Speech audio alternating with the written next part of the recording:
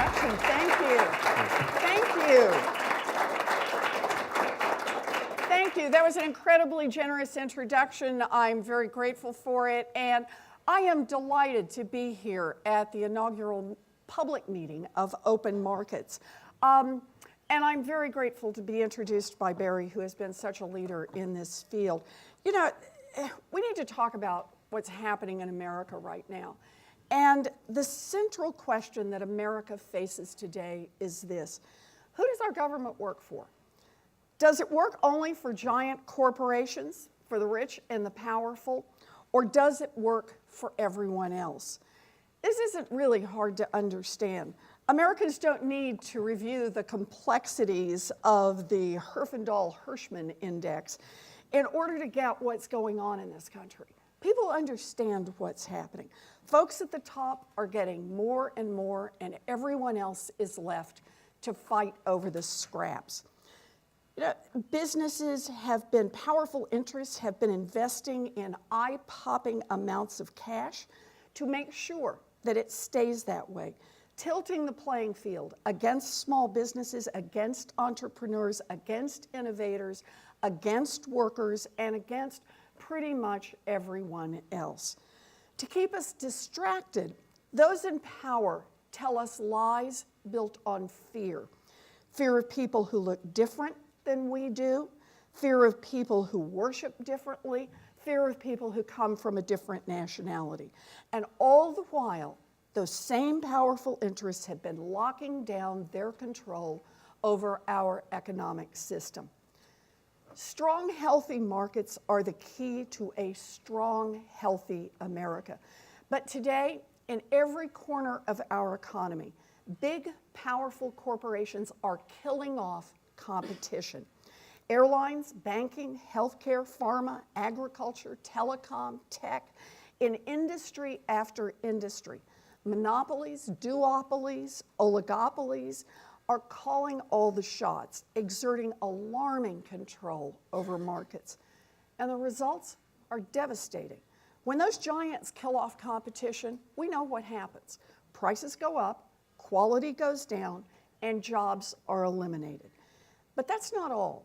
Massive consolidation means that the big guys can lock out newer, smaller competitors.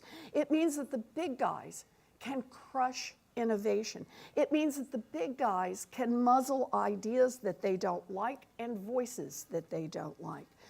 Studies show that consolidation even contributes to driving down wages and driving up income inequality.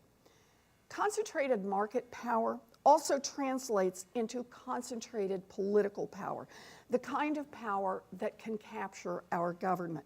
And that is exactly what is happening now, as President Trump and the Republicans in Congress bow to power and influence of these industrial giants and financial titans. You know, Donald Trump used to talk about the danger of monopoly, but that talk pretty much disappeared once he became president. Once he took oath, he began stacking his administration with a who's who of former lobbyists, Wall Street insiders, and corporate executives committed to tilting the scales even further in favor of their powerful friends and against everyone else. Just days ago, the GOP Congress handed out a giant tax giveaway to Wall Street corporations and the super rich, leaving working families and college students to pick up the tab. To rebuild an economy that works for everyone and not just the big guys, it is critical to reduce concentrated power in our markets. The federal government has the tools to do it. Congress handed antitrust enforcers those tools more than a century ago. But those tools have been sitting on the shelf for decades, gathering dust. Antitrust enforcers placed those tools on the shelf when they adopted Chicago school principles that narrowed the scope of antitrust laws. They moved away from the goal of protecting competition. It is time to demand that antitrust enforcers pick up those tools, dust them off, and start enforcing the law again. How about that?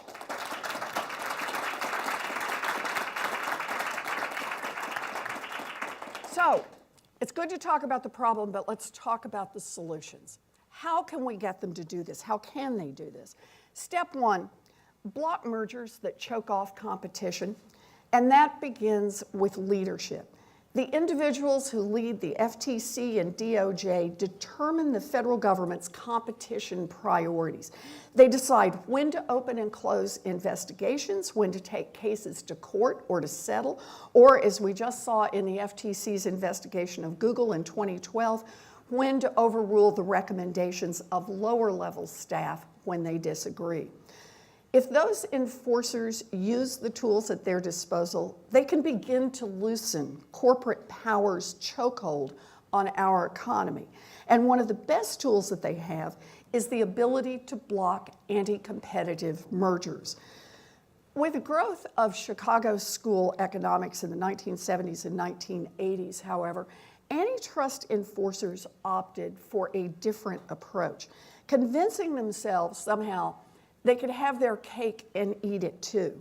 So often, instead of blocking mergers that pose significant threats to competition, they signed off on settlement agreements that allowed bad mergers if the companies promised to take actions later on that were supposedly designed to protect competition.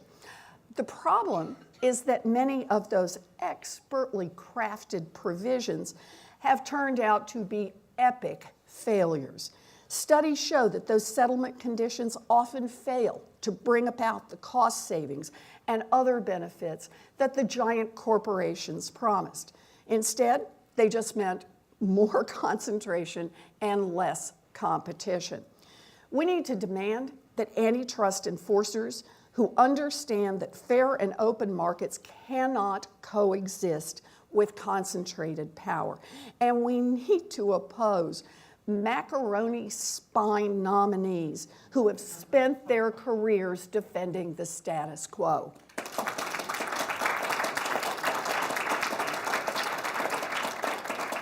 If we're going to begin a new era of antitrust enforcement, we need to demand a new breed of antitrust enforcers.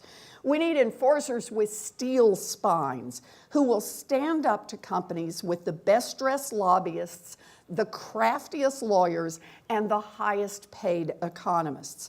Enforcers who will turn down papier-mâché settlement agreements and actually take cases to court. Enforcers who will say no to bad merger after bad merger until giant corporations get the point. In America, we believe that everyone should have a shot at the American dream, not just the biggest and most powerful. That should be our starting point.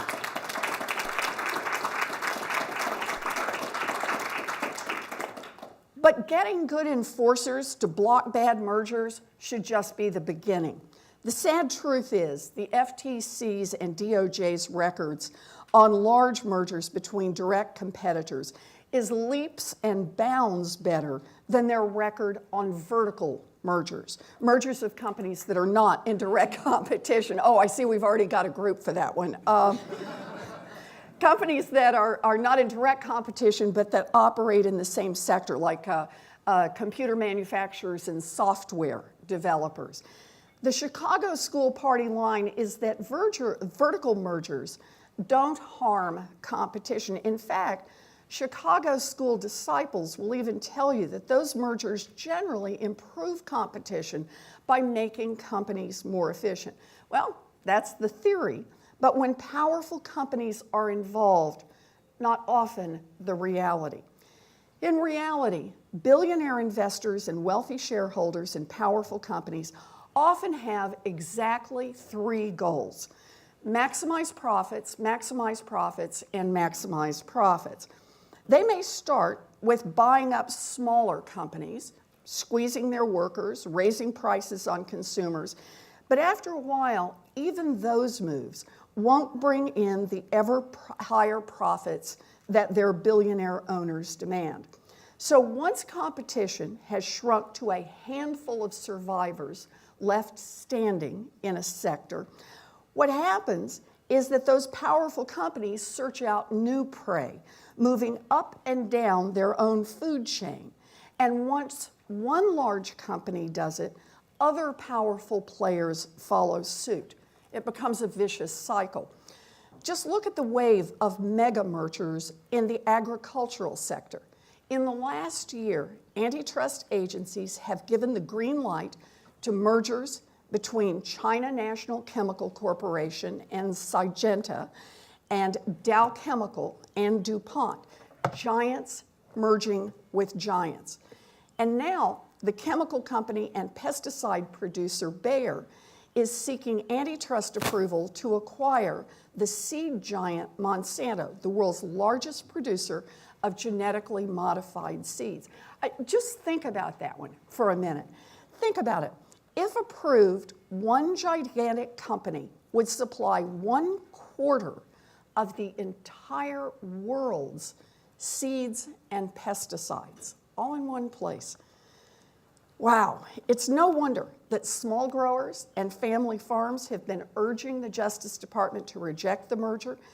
Despite the existential threat that these mergers pose to small, rural, and family farms and to the U.S. food supply, 2 of the 3 proposed mergers have already received the blessing of antitrust enforcers, and the jury is still out on the 3rd, and that's just one industry area. To revive competition in our economy, vertical mergers, particularly mergers in already concentrated industries, should be viewed with the same critical eye that's needed for mergers between direct competitors. And that's why I'm glad that the Justice Department has filed suit to stop the AT&T and Time Warner deal. By bringing together one of the nation's leading content distributors and one of the world's largest TV and entertainment companies, this merger invites higher prices, fewer choices, and worse service for consumers. At the same time, the Justice Department's move rings alarm bells. The president's attacks on our free press have cast a cloud of suspicion over the decision to block the merger. It's essential that the courts and the public approach this case as they would any other, based on the law and the facts, and not on President Trump's repeated efforts to punish his enemies. I'll be honest, I am deeply worried about the antitrust division under President Trump. And that's why I took a very close look at Macon Delorme, the President Trump's choice to lead the division. And what I found only increased my concern. It turns out that Delorme has a long record of convincing the FTC and the DOJ to greenlight bad mergers. His background as a loyal supporter and counsel for President Trump was also very troubling. The president has not been shy about his willingness to use his power against individuals or companies he doesn't like. President Trump has made it clear that he expects his agency heads to blindly obey his orders, and Delorme is no exception. While DOJ's action on the AT&T Time Warner merger is a good step, one case alone does not prove that DOJ will be the strong antitrust enforcer that America needs. There will be many more tests in this administration. Just a few days ago, CVS and Aetna announced that they plan to merge, less than a year after the DOJ blocked Aetna's proposed merger with Humana. There is already increasing concentration and decreasing competition in the healthcare industries, which has left Americans with higher medical bills and lower quality of care. It's critical that DOJ scrutinize the proposal and stand ready to take necessary action to defend competition. We need more, a lot more, antitrust enforcement so that the giants get the message that they can't use mergers to stomp out competition. That's our job. The failure of public officials to prevent anti-competitive mergers has been a big part of the problem, but it's not the only problem. We also need step 2. It's time to crack down on anti-competitive conduct. If there's one thing giant corporations are great at, it's finding ways to duck and dodge the rules they don't like, including illegal practices that harm workers and harm entrepreneurs. A prime example of this is anti-poaching agreements. Consider the agreement between Apple co-founder Steve Jobs and then CEO of Google, Eric Schmidt, along with an agreement they cut with Intel and Adobe. According to email exchanges reviewed by DOJ, top executives at these four companies agreed not to hire away each other's engineers. Company recruiters could be fired for breaking with this protocol. Shoot, they could be fired just for approaching an engineer of a competitor company. Think about that. And with no other job prospects in sight, a lot of engineers stayed put, and the companies were spared paying higher salaries. In fact, the CEOs also shared confidential salary information so that they could actually drive down wages in the industry. Federal regulators settled that case several years ago, but these kinds of collusive no-hire agreements are still hiding in plain sight in companies all across America. According to a new study out at Princeton, 58% of the 156 largest franchisors use some form of anti-competitive no-poach agreements. As of last year, none, not one, of the nearly 2,000 Jiffy Lube franchises could hire an individual who had worked within the last 6 months at other Jiffy Lube franchises. Same kind of agreements are in place at companies like Burger King, Massage Envy, Baskin-Robbins, Ace Hardware, GNC, Kumon, H&R Block. These agreements, which affected workers in 340,000 franchise units, were especially common in low-wage and high-turnover industries such as fast food. I want you just to think about that for a second and what it means for someone. Let's say you're the best employee at Jiffy Lube or at Burger King, but there's no opportunity for advancement at the store where you work. So you want to move up, you want more responsibility, you want to try to make a little more money. So you apply for a manager's position at a store on the other side of town. They never call you back. Not because you aren't qualified, but because they can't hire you. And worse, you may never have any idea why that happened, because these agreements are made between franchise owner and giant parent companies, not between franchise owners and their employees.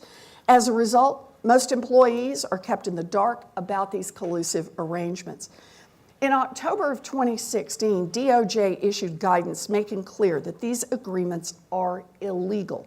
But franchisors are now trying to argue that because these agreements are intra-firm, the DOJ guidance doesn't apply to them. In other words, they want to keep right on doing it. DOJ should step up, making it clear that no-poach agreements are anti-competitive even within franchises. Grow a spine and enforce the law.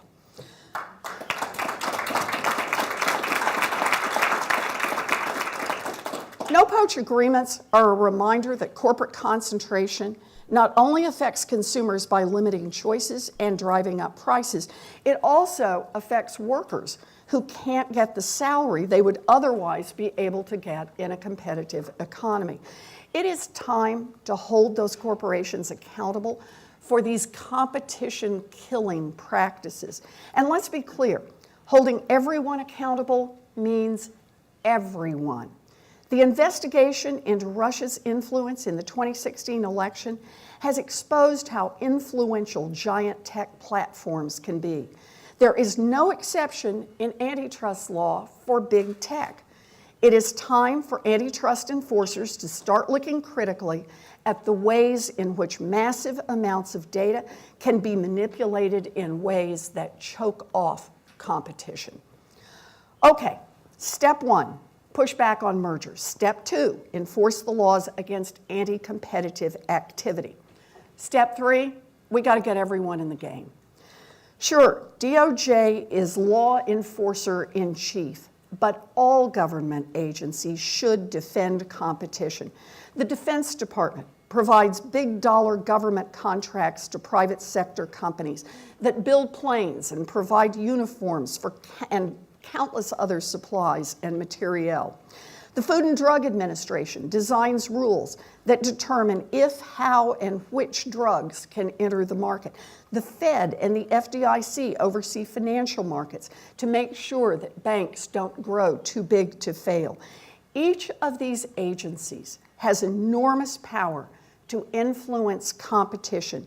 The FCC illustrates what happens when those agencies ignore their mission and misuse their power.